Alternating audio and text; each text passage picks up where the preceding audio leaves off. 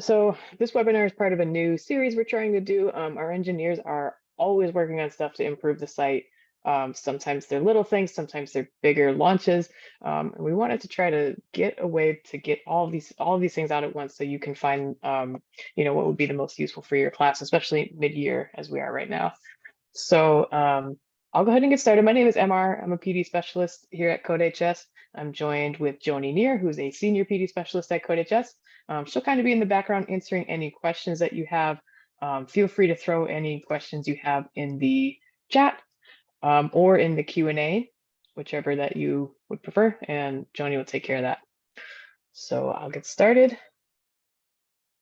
So again, we're just going over what's new at CodeHS. Some of these have released a couple months ago, but we kind of bunched them all together. And there's probably something here you haven't seen. So I'll go ahead and get into it. Oops. If you don't have an account, go ahead and sign up for one at codehs.com/signup. It's free to make a teacher account. And then all of the resources that we'll look at today will be available to you.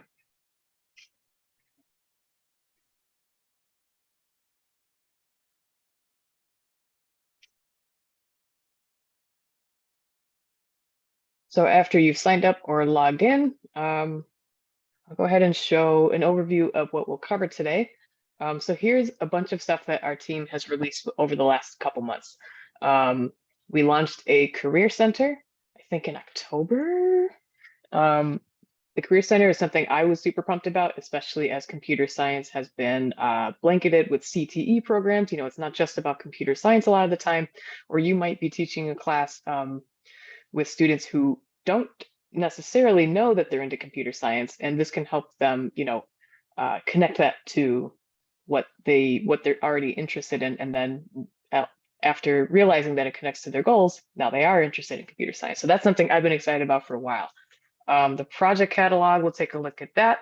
Alternate exercises, question of the day, APCSA resource hub, and the PD course catalog. So that's basically what we're going to go over today, one by one. And some of these are more robust than others. So we'll spend a different amount of time on each thing. So the first thing we will start off with is the CodeHS Career Center.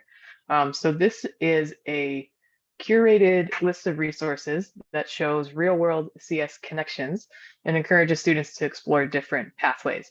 So this was created to present students with like traditional and non-traditional career paths in computer science. So this can be used as a project resource, supplemental curriculum, and also for recruitment at your school. So in addition to lessons related to specific career pathways, the Career Center offers a career explorations lesson, which allows students to kind of perform a self-assessment and explore a variety of career options and help them determine what skills or education they would need to get that career that they wanted to pursue. So I'm just going to break out and load it up. So I'm clicked, Joni threw this link in the chat. I'll go ahead and click. This is the Career Center. This is available for you and your students once you're logged in. And you'll see a bunch of different fields here that students may or may not, immediately connect with computer science. So, for example, sports. If the student knows that they're into sports, but they might not know that there are careers in sports that involve computer science, such as data analytics. So each of these fields will be laid out pretty similarly. They'll each have at least 2 or 3 articles related to usually a young professional in the field or a college student in the field. So I'll go ahead and do coding for Major League Baseball. So this takes you to the Coding in the Wild blog, which is really great. Again, it's usually either like young graduates or current undergrads and it just talks about their path to computer science, which most of the time is like, they probably weren't immediately like, yes, I knew from right away that I wanted to be a programmer. They kind of came to it by exploring their interests and seeing how CS and programming could apply to it. So you'll see these articles that you can read together as a class.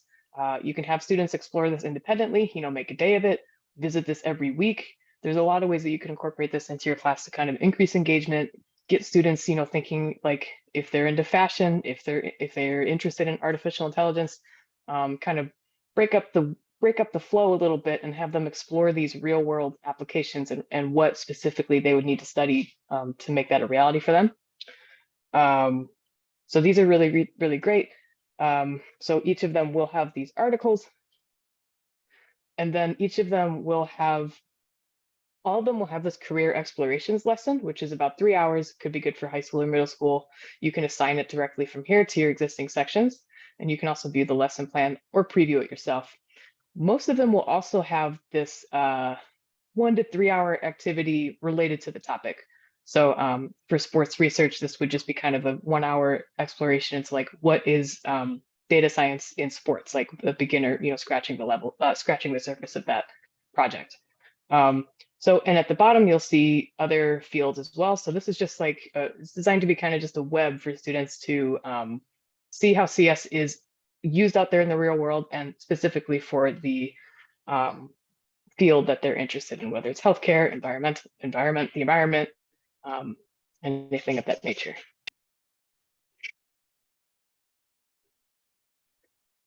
I think I probably talked through all of these, so I don't think I'll go through them.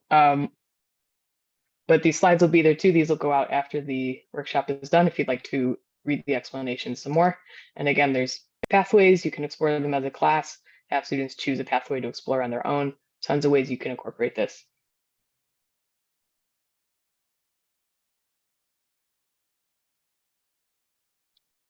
Okay, and then the second tool, the second new product launch, is the project catalog. This is another one I'm pretty excited about.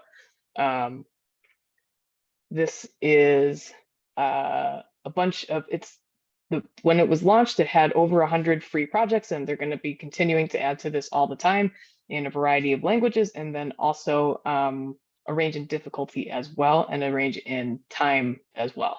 So this will be great for those, kind of odd times of year where you have a Thursday before a holiday and you don't want to have, you kind of want something lighter. There's some, snowflake exercises and things like that. Or if you have some high flyers who really want like kind of a real world challenge in Java, there's those kinds of exercises as well. So Joni dropped the direct link in the chat. And I'll also show how to get to it from within the platform. So I'm logged in to my teacher account, and you'll see it over here on the left. So if you're on your teacher view, you'll see the project catalog right here. So, the default page here, you'll see all of the options that are there, and you'll see some of them can be, they're adapted for different levels, but you can add any number of filters up here. If you want to filter for HTML programs, for high school, and let's keep it at all difficulties. And there's also some tags here that you can use to filter. But so as you filter it, you'll see that you'll get still a number of projects, different lengths. Each one will tell you the length of the project before, roughly before you assign it. And then if you click into one, let's see if we do adventure story. It's an easy one, could be for high school or middle school.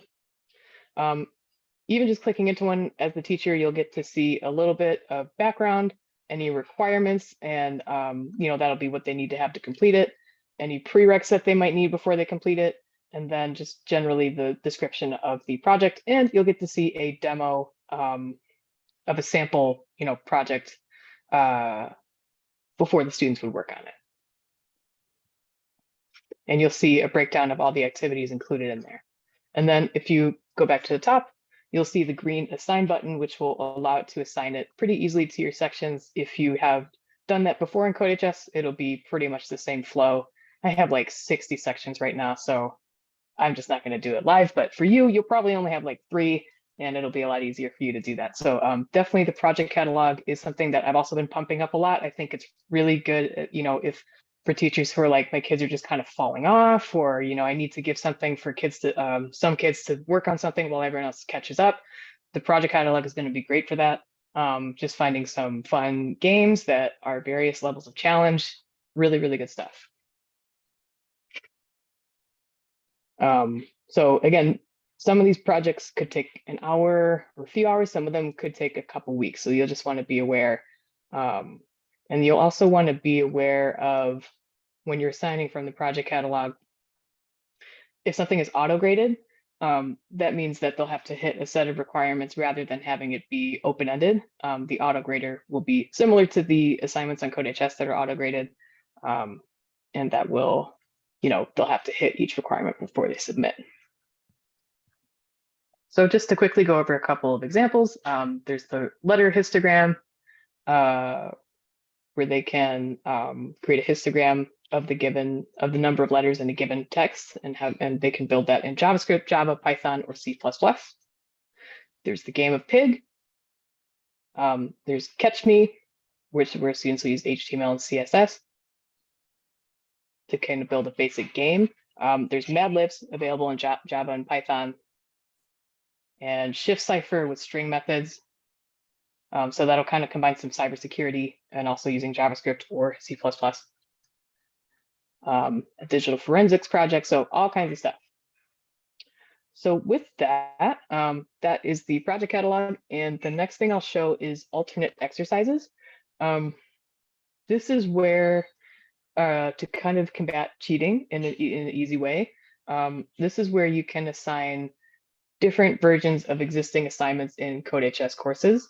So they are changed in subtle ways so that the core concept is not altered, the difficulty is the same, but a different solution is required. So it just makes it that much harder for students to go and Google the name of the assignment and paste in the answer that they found online. It just makes it possible for you to have multiple versions of an assignment. It's currently not available for all subjects. Not available for all courses, although they are expanding it all the time. Right now, this is available in JavaScript, APCSA Nitro, the Carol ACE course, and the web design course, and more are in progress now. Joni dropped in a knowledge base for using alternate exercises. So if you want a step-by-step guide, I can show that, but also I can just demo this really quickly. I'll go to my assignments page. And I think Carol should have some. I'm in kind of a random. No, I think this one doesn't have it. Oh gosh. I think in HTML, I think I'll load one that has HTML. Or you know what? Maybe I will just open in the knowledge base.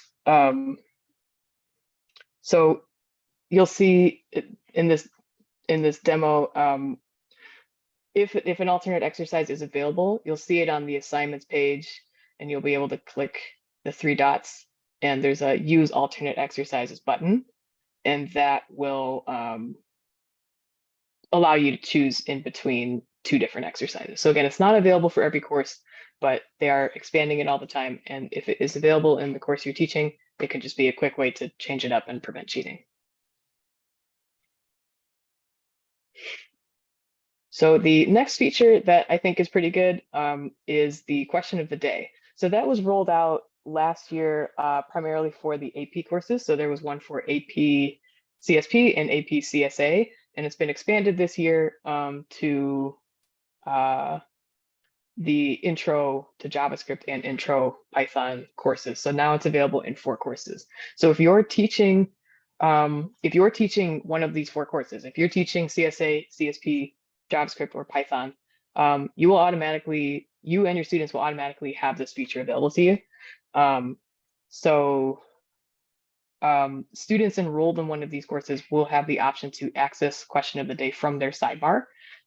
They'll see on the left, how you have your teacher sidebar, but for the student point of view, they will have a resources column and they'll see question of the day. And so if they're enrolled in it, they'll be able to go and take a one question quiz. They can subscribe, they can build up a streak of the number of correct questions, and they can also view a distribution of answers. So that makes a really great classroom opener. So let's see if I go to question of the day.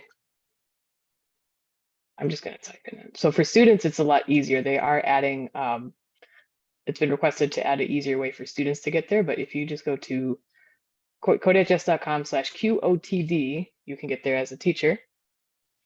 And you can choose which one you want to see. So I'll go, oh gosh, which one am I best at? Maybe Python. See if I can test my knowledge live.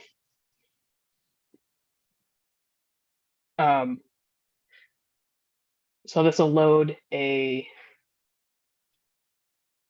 this will load a Python question, or should. Gosh.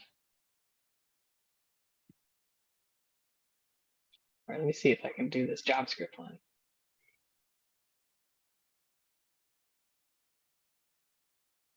Here we go. Oh gosh, what would be the output of the following program? I can't read and talk at the same time. So I'm just going to pick a random one so you can see what it looks like. Okay, so I got that one wrong. But the reason I wanted to highlight this is you can see up here, this is today's date. There's a new one every school day. Your students can subscribe up here. They'll see the same kind of screen. And they'll see if they got it right or wrong. And they'll see the answer distribution. So this can be a really good really good bell ringer, especially for AP. I feel like it's the AP ones are in the style of the AP exam style questions. And it can be really good because if you see here, you know, not a lot of people picked A, except for me, but it can be good if you see ones that are really close. You can kind of have a class discussion like, why do you think people would have thought the answer was D? So I think this is just a really, if you and your students are enrolled in one of these 4 courses, this can be just a great way to start off the day, get them engaged. If they start building up the streak, they get really into it. It's good stuff. And yeah, for students, it's going to be right on their left-hand sidebar. And for teachers, they're going to add a way to navigate to it. But for now, you can just go to codehs.com/QOTD.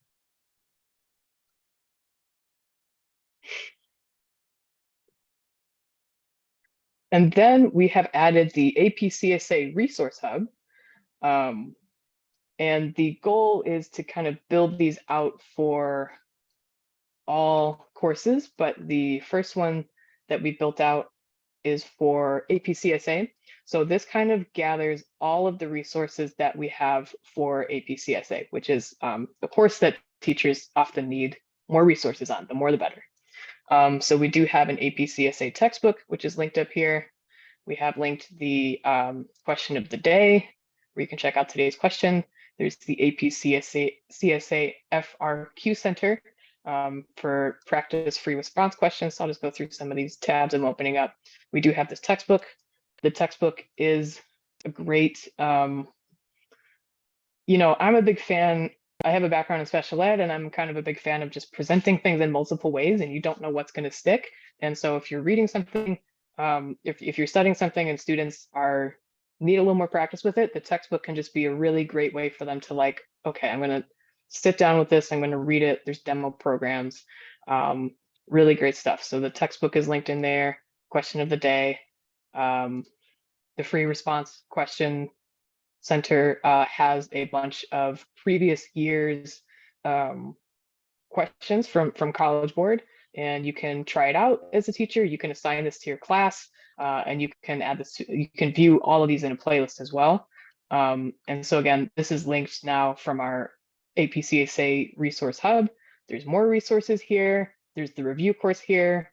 Here's all of the AP labs we offer. Here's all the additional projects from the project catalog that are related basically in Java, and some tutorials on specific like discrete you know, things that students might have questions about, such as using the Java debugger. It'll be a walkthrough of you know, that specific thing that they're trying to do. And then more College Board resources down here. The idea with these pages is to just make everything you would ever need if you're teaching CSA available for you. So if you're teaching CSA, the easiest way to access this is from resources, and you will see it near the bottom if you're teaching CSA. If you're not teaching CSA, or you just want to browse this, maybe you're teaching CSA next year, you can access this from the toolbox. So from the toolbox, your resources, you can go to APCSA resources, that's the hub, or you can go to the FRQ Center or the Career Center. The toolbox is always a good place to start if you're looking for something. And again, our team is hoping to expand on this sort of thing to just kind of compile all of the resources for any given course on one hub. Right now, we've started with the APCSA course. And finally, we do have a PD course catalog to browse all of our CodeHS PD course offerings. We have a variety of options to fit the needs of different teachers and schools. We have some 5-hour focused mini courses, full-length 40-hour online courses to prepare you to teach one of our CS courses. And we also have 55-hour exam prep courses for Praxis, GACE. I'll just load this up. So if you browse here, you can see all of our prep courses for teaching our own courses. You can see our, you can browse by mini courses to see all of our kind of targeted courses for using CodeHS. And you can also browse by state courses or certification exams to see FTCE, GACE, and Praxis, which we offer full-length courses for. And I guess I can pause now. If there have been any questions that have come in, I can answer them. Thanks, Amar. No, I did have one person ask that if the question of the days were multiple choice or do they vary between short answer and auto-graded. Those are always multiple choice, correct? Yeah. That's and correct, yeah. I'm sorry. That's correct. That's correct. Okay. And other than that, no, we haven't had any other questions. So if you guys do have any questions, make sure you throw those into the Q&A or chat, and we'll make sure that we answer those before we get off here today.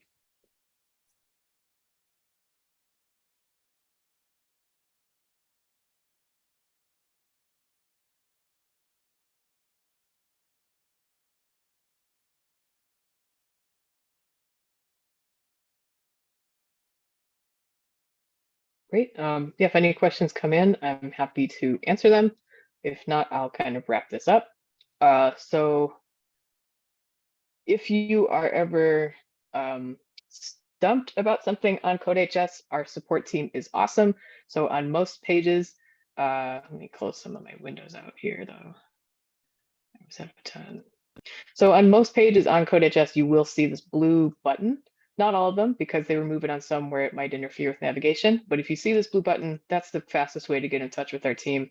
You can send them a message about literally anything. You can send them a message about getting started, making course recommendations. If a student has a bug in their code and you don't know where it is or how to explain it, our team will help and you can help you get back to your students. Anything that comes up with the site, you can message our support team and they will help you out. And if you're interested in bringing CodeHS Pro to your school or district, you can visit codehs.com/learn-more and fill out the form there to get the process started. Our team will follow up and get the ball rolling with your school or district to bring Pro and all of the advanced tools and features that come with Pro.